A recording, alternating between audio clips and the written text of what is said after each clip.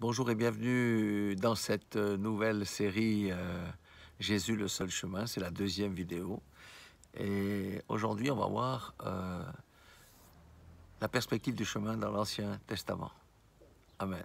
Alléluia. Pour ça, nous allons prendre 3 versets, pas plus. Psaume 143, 10. Et le psalmiste dit « Enseigne-moi à faire ta volonté ». Il s'adresse à Dieu, à l'Éternel. Hein? « Enseigne-moi à faire ta volonté, car tu es mon Dieu. » Donc là, déjà, c'est intéressant. Il demande à Dieu de lui enseigner à faire sa volonté, pas à un homme d'enseigner à faire la volonté de Dieu. Il s'adresse lui-même à Dieu. Que ton bon esprit me conduise sur la voie droite. Amen. Que ton bon esprit me conduise sur la voie droite. Dans ce verset, nous avons 3 choses. Nous avons la volonté, nous avons le bon esprit, ou l'Esprit Saint, ça, on sait ce que c'est. Et on a la voie droite. C'est quoi la voie droite? C'est le chemin. Amen. Le chemin, c'est quoi? C'est faire la volonté de Dieu dans l'Ancien Testament.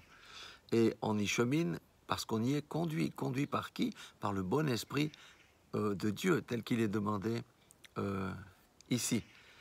Vous voyez, pour faire la volonté de Dieu, il faut que l'esprit de Dieu nous conduise dans le chemin qui est appelé ici la voie droite. Amen. C'est une première indication. Vous voyez que dans l'Ancien Testament, les gens avaient déjà cette préoccupation. Et aujourd'hui, on verra que ce psaume-là est vraiment prophétique, mais on verra comment il sera traduit dans le Nouveau Testament, parce que les choses de l'Ancien Testament sont quoi? Sont l'ombre des choses à venir. La deuxième verset que j'aimerais dire, c'est Ésaïe 30, 21.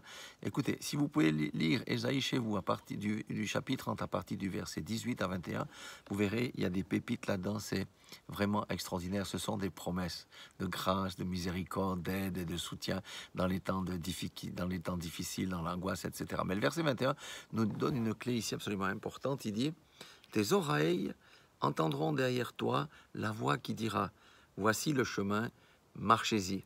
Car vous iriez à droite ou vous iriez à gauche. » Vous voyez, nous, on va peut-être choisir la droite, la gauche, mais peut-être le chemin est ailleurs. Et c'est la voix qui va nous conduire en disant « Voilà le chemin et marchez-y. » C'est le principe promis dans l'Ancien Testament, qui a marché dans bien des livres, avec bien des prophètes, etc., mais qui va nous concerner au plus haut degré dans le Nouveau Testament. Et on verra comment ce verset-là va se manifester de manière concrète.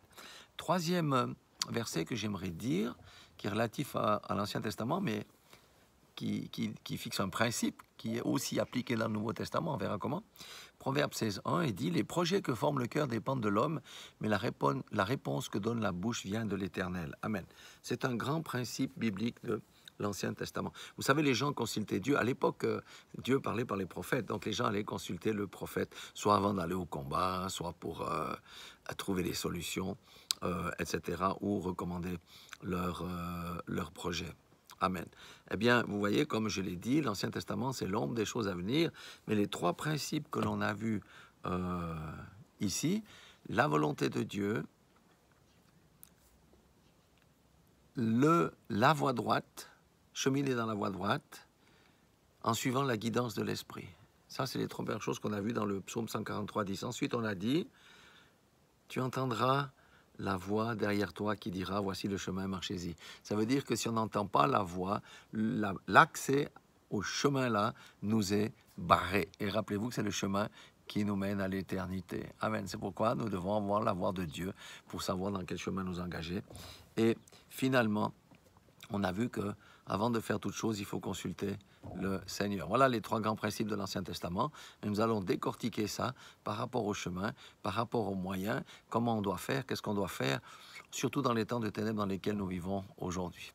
Voilà, soyez tous bénis dans le nom puissant de Jésus-Christ. Amen.